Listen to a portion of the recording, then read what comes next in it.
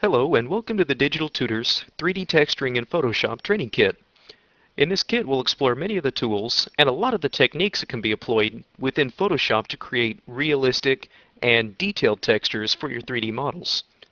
Okay, so here's the model we're going to be working with, and this monster was built in the Digital Tutors Fundamentals of Polygon and Subdivision Modeling Training Kit. And then we also went through the process of making a pretty extensive UV layout for this creature in the Fundamentals of UV Layout training kit. So here we're going to go ahead and continue working with this creature to build the textures for it using Photoshop. So a lot of techniques to cover within this kit.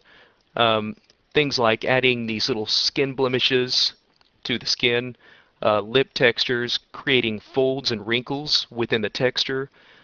Also taking a look at common problems such as this, where you have textures that stretch and warp, going through some of the process and some of the technique of how to fix some of these very, very common issues, as well as one of the most common issues, which is this area right here. If you look, you can see that there's a seam in the texture, and this is being caused by where two UV layouts are touching, where you have the UV layout for the arm of this creature connecting with the UV layout for the body.